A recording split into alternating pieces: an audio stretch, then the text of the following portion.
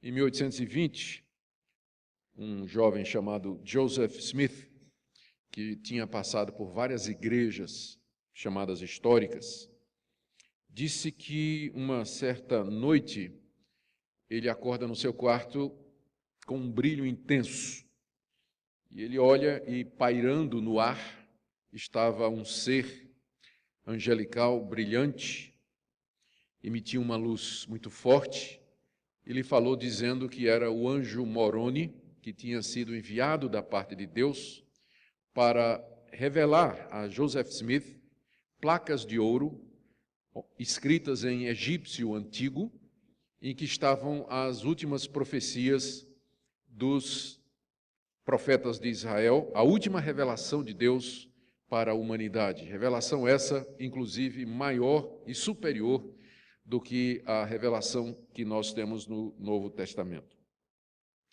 E com base nessa aparição do anjo Moroni, Joseph Smith, então, aparece com o Livro dos Mormons, que é a transcrição, diz ele, das placas de ouro, segundo lhe mostrou o anjo Moroni.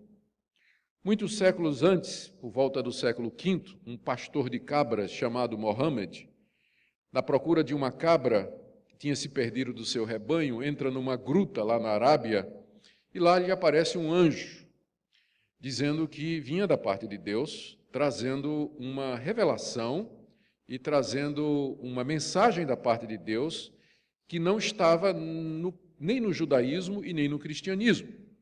E você tem origem ali nós temos a origem do islamismo, que é uma religião hoje de caráter mundial. Se nós formos dar uma olhada na origem das religiões que vieram depois do cristianismo, quase todas elas vão dizer que foram dadas por intermédio de anjos. As testemunhas de Jeová reivindicam que algumas de suas doutrinas foram dadas por intermédio de anjos.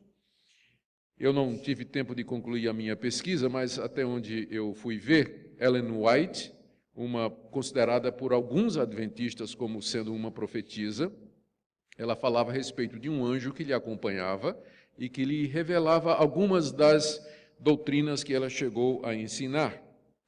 Na minha pesquisa sobre apóstolos, que fiz nos Estados Unidos há pouco tempo, eu encontrei que muitos dos que se intitulam apóstolos a partir do surgimento do movimento pentecostal reivindicam uma aparição de anjos para dizer que ele tinha sido escolhido para ser apóstolo e, no caso, lembro de um caso em particular que eu vi, em 1908, de um inglês que diz que um anjo lhe apareceu e determinou que ele fundasse a Igreja da Fé Apostólica, uma das primeiras igrejas a ter apóstolos no século presente.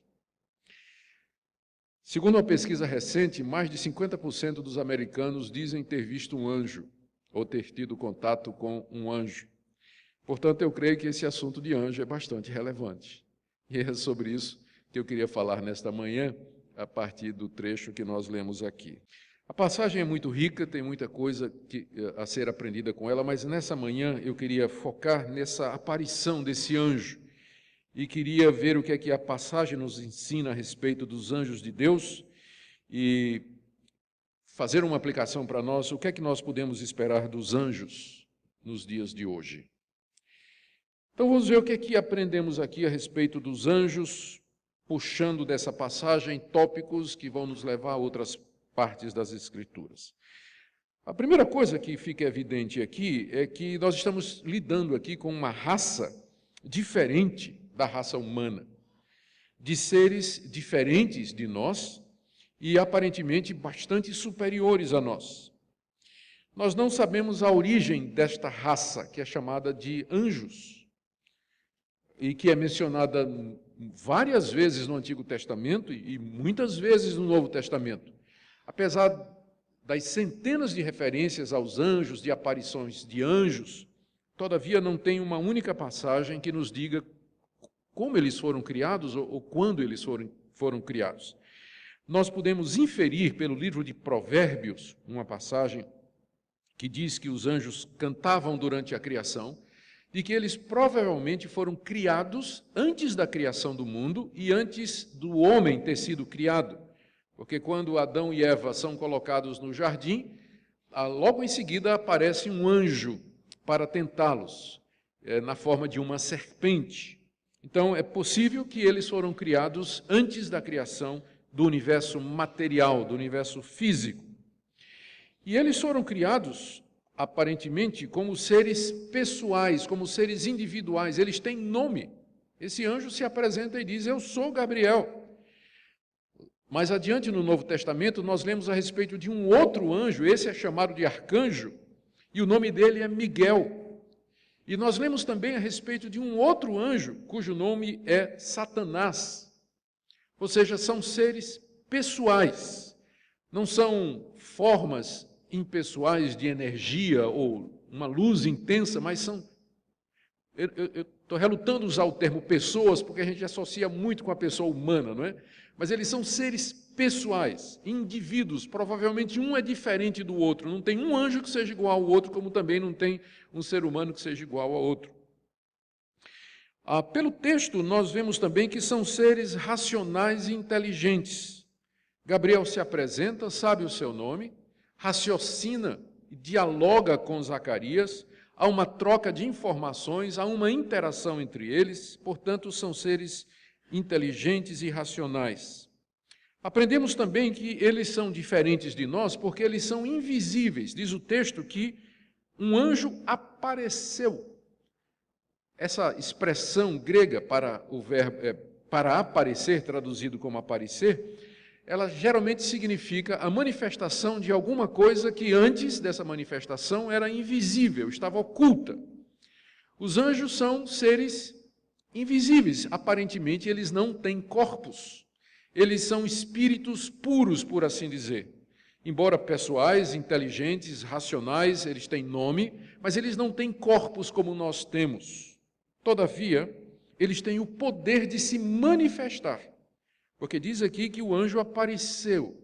Não é dito em que forma, e esse é outro mistério que nós temos na Bíblia. Quando os anjos aparecem, e há vários casos de aparição de anjos, não nos é dita em que forma eles aparecem. Algumas vezes eles parecem seres humanos, como foi o caso relatado no livro de Gênesis, quando 3 homens se apresentaram a Abraão, pedindo hospedagem e dizendo que iam para Sodoma e Gomorra.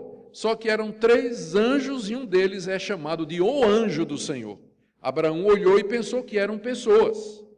Então, parece que esses anjos, eles, quando se manifestam, eles podem tomar forma humana, mas nem sempre, porque diz que quando esse apareceu, diz aqui que, verso 12, Zacarias se perturbou e ficou com medo. Então, ele viu que não era uma pessoa comum, havia alguma coisa naquela aparição que o encheu de medo. Ele percebeu que estava diante de um ser de outra natureza, um ser sobrenatural. E ele ficou com medo.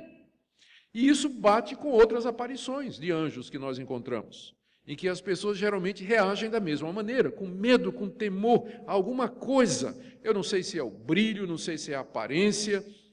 Em alguns dos profetas, nós encontramos relatos de anjos como sendo seres com várias asas e cheios de olhos, e a gente não sabe se aquilo é figurado, se é literal, que são seres extremamente brilhantes, parecido com o brilho parecendo com de uma fornalha ardente ou o sol intenso, que são capazes de se mover com muita velocidade. Nós não temos muita certeza o que é que apareceu a Zacarias, mas o que é que apareceu, ele ficou morto de medo. Ele tremeu com aquilo que apareceu lá no santuário diante dele. Nós aprendemos também do texto que esses seres, eles são imortais. Porque ele diz aqui, eu sou Gabriel.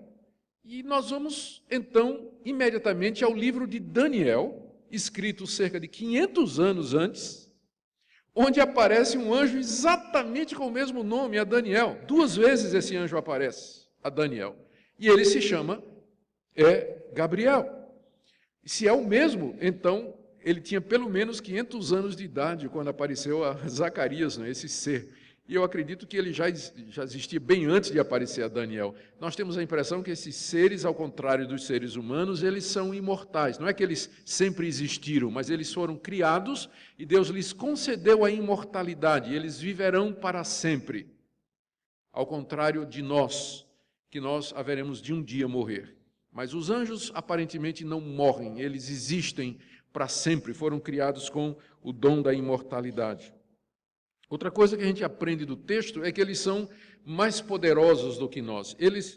Gabriel é invisível e teve o poder de se manifestar. Ele conseguiu se manifestar. Apareceu numa forma que Zacarias podia perceber. E quando Zacarias demonstra incredulidade, ele castiga Zacarias com mudez. Você vai ficar mudo. E Zacarias fica mudo na hora. Então, esses seres, parece que eles têm poderes a mais que os seres humanos.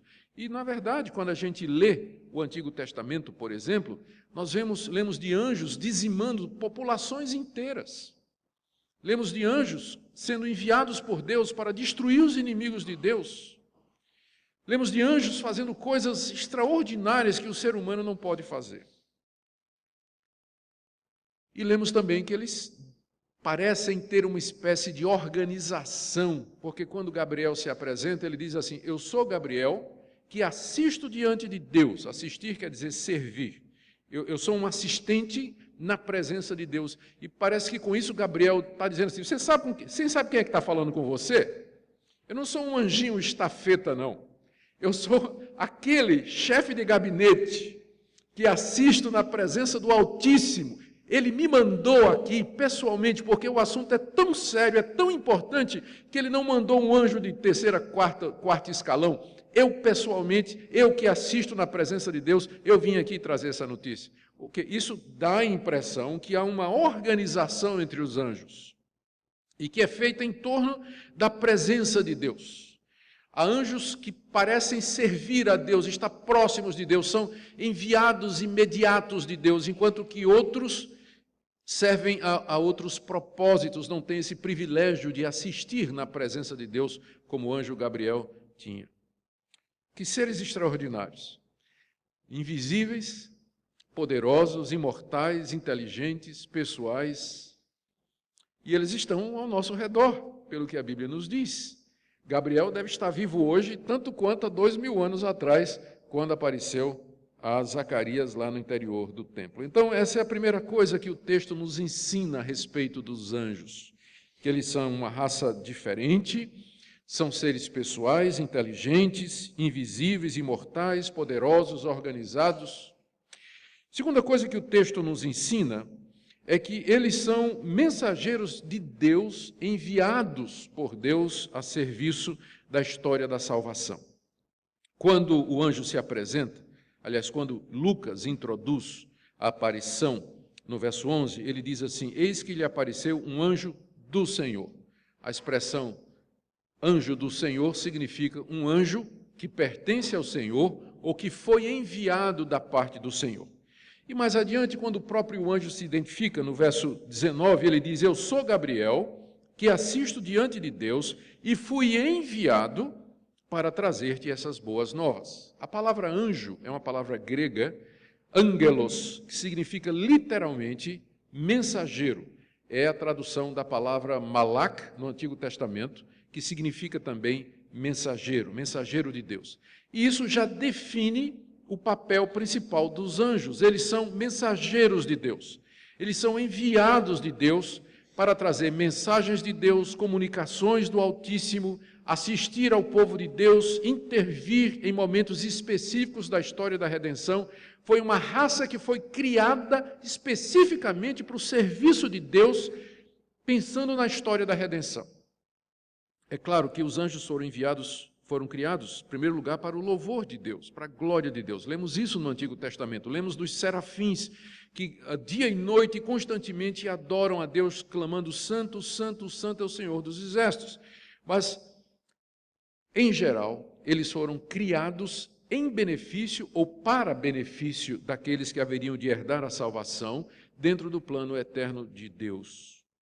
E nessa condição, eles foram enviados por Deus em momentos críticos dessa história da redenção. Nós lemos de anjos aparecendo no Antigo Testamento em momentos especiais da libertação, por exemplo, do povo de Israel do Egito. Durante 40 anos no deserto, um anjo acompanhava o povo de Deus na forma de uma coluna de nuvem durante o dia e de fogo durante a noite. Anjos apareceram a Jacó em momentos específicos, apareceram a Josué na hora da conquista da terra, apareceram aos pais de Sansão e em vários outros episódios você percebe essas intervenções pontuais de anjos mandados por Deus para levar a cabo determinadas tarefas que tinham a ver com a preparação do mundo para a chegada do Messias. E quando chega esse momento, quando o Messias está para vir, Gabriel é enviado para anunciar a chegada do precursor. Depois o próprio Gabriel, nós vamos ver isso nas passagens seguintes, é enviado para anunciar a Maria que ela foi a escolhida para a chegada do Messias. Os anjos aparecem a José em sonho para dizer, vai para o Egito e volta do Egito. Os anjos vão acompanhar Jesus durante o seu ministério. Eles vão acompanhar Jesus no Getsêmani, quando ele está agonizante na perspectiva da cruz. São os anjos que aparecem no túmulo vazio para anunciar às mulheres que ele ressuscitou. Foi um anjo que rolou a pedra do túmulo para que o corpo glorificado de Jesus saísse, embora não precisava disso. Os anjos aparecem no livro de Atos, embora já mais modestamente, livrando Pedro da prisão. Uma vez um anjo apareceu a Paulo no momento decisivo do seu ministério. Ou seja, eles foram criados com esse propósito. Embora eles sejam superiores a nós, tenham mais poder do que nós, são imortais, contudo, eles foram criados a serviço da redenção. Eles foram criados para servir a Deus, assistir a Deus no plano da redenção que Deus preparou antes da fundação do mundo. Eles são fiéis a Deus, submissos à sua vontade, obedientes a Deus e existem e se realizam no cumprimento do querer de Deus. Terceira coisa que nós aprendemos do texto é que a visitação de um anjo equivalia à própria presença de Deus. Isso é um fato muito curioso na Bíblia, tanto no Antigo Testamento quanto no Novo, que às vezes o anjo é confundido com o próprio Deus. Um exemplo, os 3 anjos que apareceram a Abraão, lá no relato da destruição de Sodoma e Gomorra, é dito que eram 3 anjos, e de repente um começa a falar como se fosse Deus. E Abraão começa a discutir com ele, e se tiver 10 justos na cidade, se tiver 50 justos na cidade, o Senhor vai destruir? E o anjo, falando como se fosse Deus, diz, não, se tiver 50, não destruo. Aí tem hora que a gente não fica sem saber que anjo é aquele. Ou quando aparece um anjo que vai lutar com Jacó no Val do Jaboque, diz que um anjo apareceu e enfrentou Jacó quando ele estava atravessando aquele riacho na volta para casa. E os dois brigaram a madrugada toda. E de repente Jacó parece que está ganhando do anjo, e o anjo, para não perder, toca na coxa de Jacó e desloca a coxa de Jacó. Aí Jacó se agarra com ele e diz, eu não te deixarei ir, senão me abençoares. Quem é aquele anjo que pode abençoar? E Jacó pergunta, qual é o teu nome? E ele diz, por que você pergunta meu nome? Porque meu nome é excelentíssimo. Por que você quer saber meu nome? Então, há vários momentos no Antigo Testamento em que o anjo se confunde com Deus. No livro de Apocalipse, João diz que o livro de João, na ilha de Pátimos, recebe a visitação de um anjo que lhe traz todas aquelas revelações, e João fica tão impressionado que no final do livro de Apocalipse ele cai de joelhos para adorar o anjo. E o anjo diz, adora a Deus. Adora a Deus. É porque, como enviados de Deus, os anjos o representam, e uma aparição de um anjo é como se fosse a presença do próprio Deus, daí o temor, daí o tremor, daí o espanto das pessoas, que Deus tenha enviado aqueles que lhe assistem imediatamente para trazer uma mensagem ou para fazer uma interferência. A gente vê como esse anjo que aparece, ele tem estes poderes. Zacarias treme de medo na sua presença, ele fala com autoridade, ele profetiza, o anjo diz, olha, esse teu filho, ele vai ser grande, ele vai preceder o Messias, ele vai converter o coração dos pais aos filhos e dos filhos aos pais, muitos se alegrarão com o seu nascimento, e finalmente castiga Zacarias. A manifestação de um anjo quase que equivalia à manifestação do próprio Deus, porque eles eram enviados de Deus, eram representantes autorizados de Deus no cumprimento da sua missão. E eu termino, então, com essa pergunta: qual deve ser, então, a nossa atitude para com anjos hoje?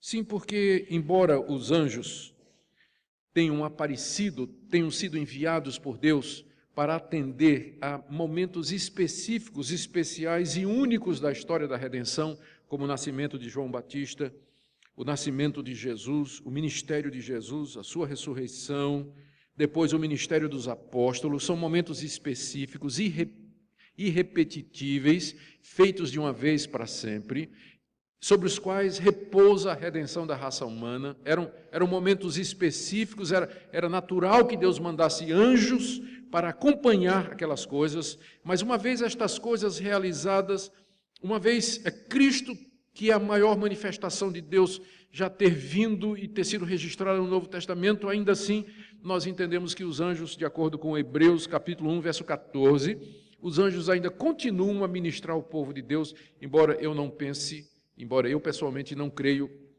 que eles não apareçam na mesma intensidade em que apareciam antes. Eles continuam a servir e assistir o povo de Deus, mas creio que as aparições de anjos, como esta, por exemplo, estavam muito ligadas à história da redenção, aqueles fatos históricos fundadores do cristianismo. Que anjos continuam hoje a ministrar ao povo de Deus, eu não tenho a menor dúvida. A pergunta é: de que forma e qual deve ser a nossa atitude com relação a eles? E eu quero aqui enumerar 3 ou 4 atitudes nossas, ou 3 ou 4 pontos que devem guiar a nossa atitude com relação ao ministério dos anjos hoje. E eu vou começar com a má notícia.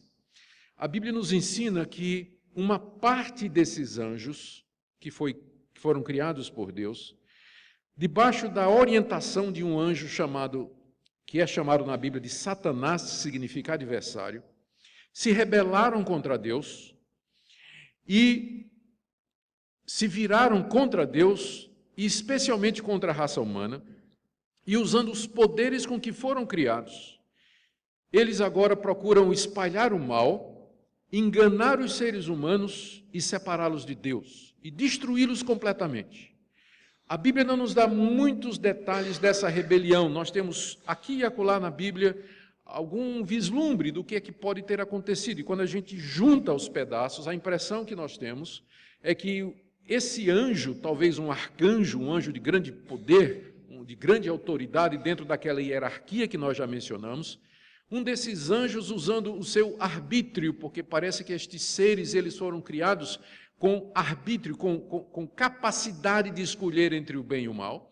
Então, liderados por Satanás, por esse anjo, eles então se rebelam contra Deus numa tentativa que Satanás parece ter feito de se tornar como Deus, ou tomar o lugar de Deus, ou querer ser a coroa da criação de Deus, lugar que estava reservado para o homem. E Deus então o precipita da sua presença, Deus o desqualifica, Deus o rejeita, Deus o castiga com o sofrimento eterno para o inferno, preparado para o diabo e seus anjos, de acordo com a Bíblia. O inferno preparado para o diabo e seus anjos. Então, esses anjos estão condenados por Deus, a punição deles já foi decretada e os aguarda o sofrimento eterno, mas no momento eles ainda não estão no inferno. Eu acho muito engraçado como a imaginação popular, quando vai descrever Satanás, descreve como sendo aquela coisa vermelha, né, com chifre, o rabo na forma de seta e com o tridente na mão, lá no inferno, atormentando as almas. Ele é o rei do inferno. Satanás não está no inferno, ele vai para o inferno, e quando ele for, ele não vai ser o rei do inferno, ele vai para ser atormentado dia e noite eternamente. Ele não está no inferno, ele tem medo desse momento, ele treme diante do momento em que ele vai ser lançado no abismo para todo sempre. É imaginação popular, é filme de Hollywood, onde você vê cenas do inferno em labareda, e lá um diabão vermelho assando as pessoas, né? Futucando as pessoas, torturando as pessoas. Isso não tem nada a ver com a Escritura. O diabo não está no inferno.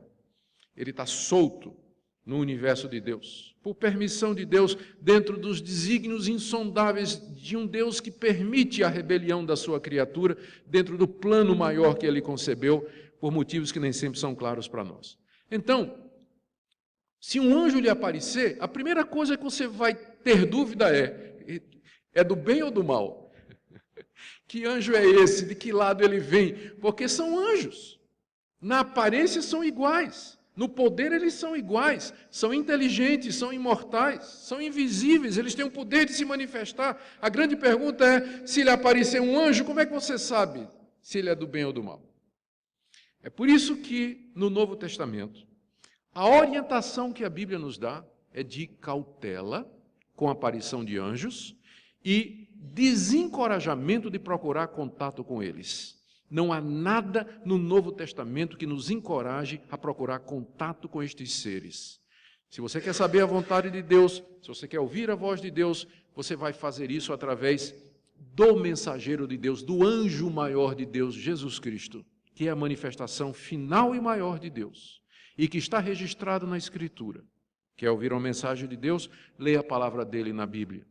Em nenhum lugar nós somos encorajados a orar assim, Deus manda um anjo para resolver meu problema. Deus, eu quero ver um anjo, me fala através de um anjo. E em nenhum momento você vai encontrar nas cartas que Paulo escreveu, Pedro, Tiago, João, o autor de Hebreus, você não vai encontrar nenhuma orientação dizendo assim, procure ouvir os anjos, pergunte aos anjos, ou entre em contato com os anjos, ou esteja aberto para a visitação de um anjo. Não há nada na Bíblia sobre isso, ao contrário. Olha o que a Bíblia diz. Em Gálatas capítulo 1, verso 18, o apóstolo Paulo, escrevendo a cristãos que estavam sendo tentados a se desviar do Evangelho, querendo mostrar que o Evangelho já foi revelado e que só tem o Evangelho, ele diz, a partir do verso 6, Gálatas 1, de 6 em diante, ele diz, admira-me que estejais passando tão depressa daquele que vos chamou na graça de Cristo para outro Evangelho, o qual não é outro, senão que há alguns que vos perturbam e querem perverter o Evangelho de Cristo.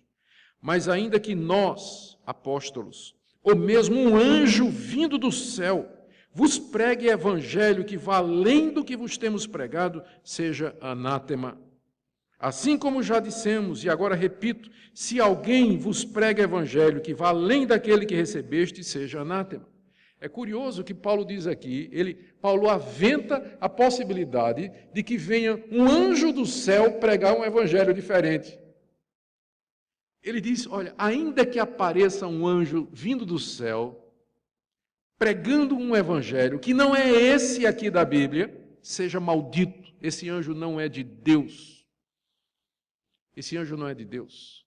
A gente aprende duas coisas aqui. Primeiro, que podem aparecer anjos do céu pregando o Evangelho.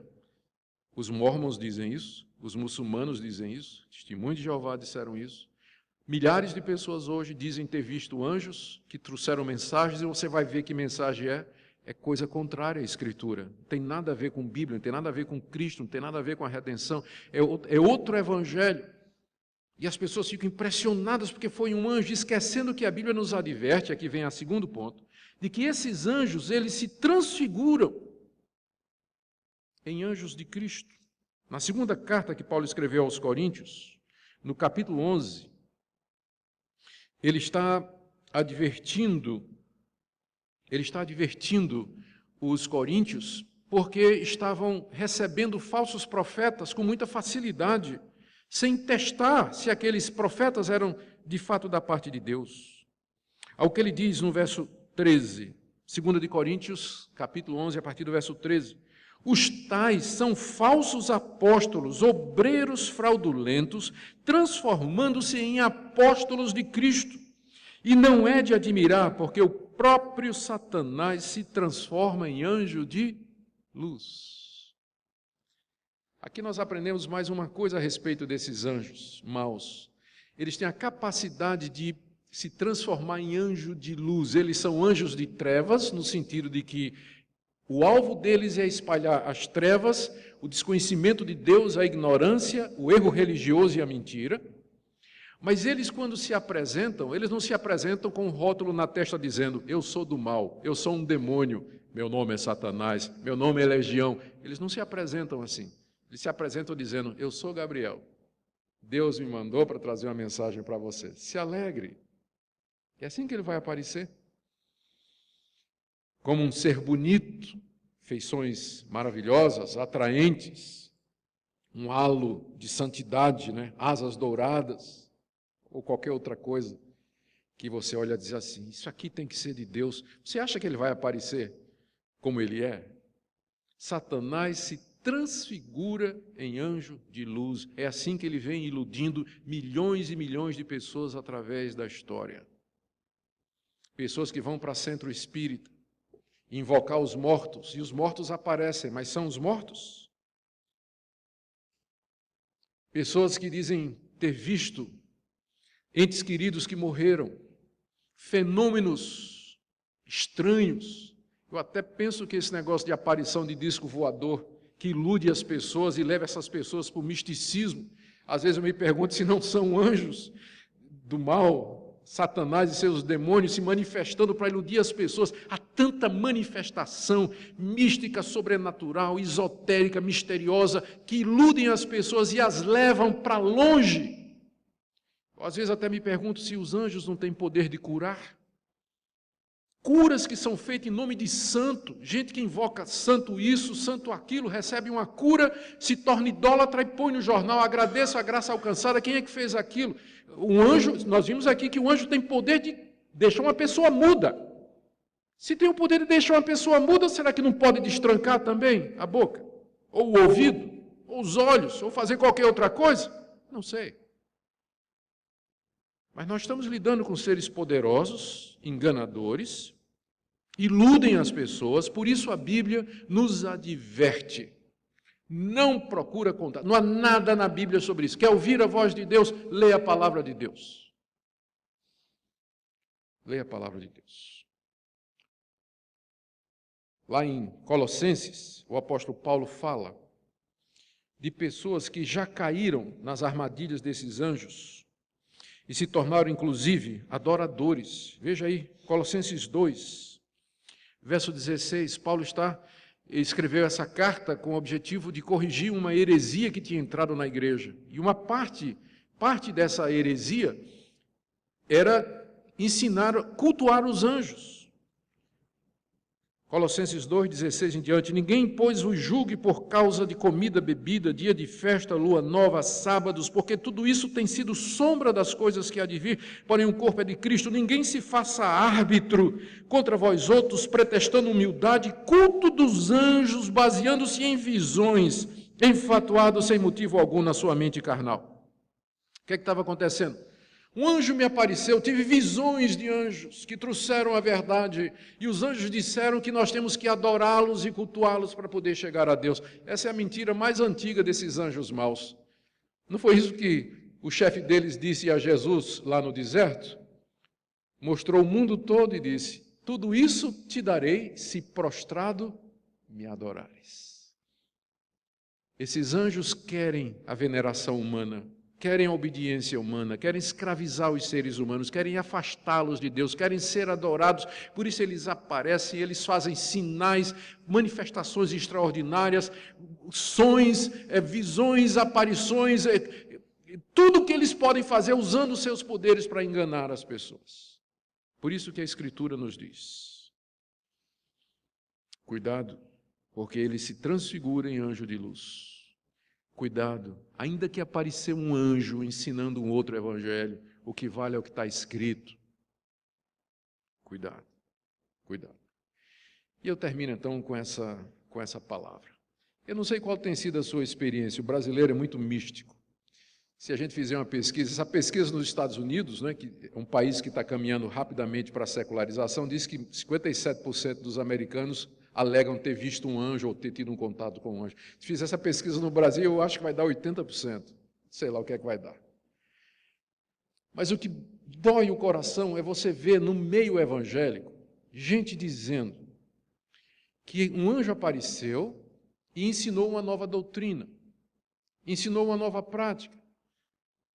Eu vi um culto, ou soube de um culto, eu acho que eu vi um vídeo no YouTube, que o pastor, quando o culto vai começar, pega uma cadeira vazia, põe no tablado, diz aqui é para o anjo Miguel sentar, para participar do culto. O anjo está aqui, vocês vêm pela fé. E tantas outras coisas, tanto misticismo, pessoas sendo iludidas, enganadas. E qual é o resultado de tudo isso? É que no final as pessoas se afastam desse livro, vão atrás dessas revelações, dessas manifestações e se esquecem que essa é a palavra de Deus.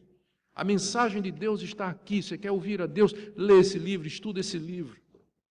Faça dele seu livro de cabeceira, medite nele, estude, ore à medida que você lê. E Deus vai falar com você. Que Ele nos livre do mal, que Ele nos livre dos anjos maus, que Ele nos livre do diabo, como Jesus nos ensinou a orar. Não nos deixes cair em tentação, mas livra-nos do mal. A palavra mal ali, poneros no grego, pode significar do maligno também. É uma oração que nós fazemos também, que Deus nos livre do maligno e das suas tentações.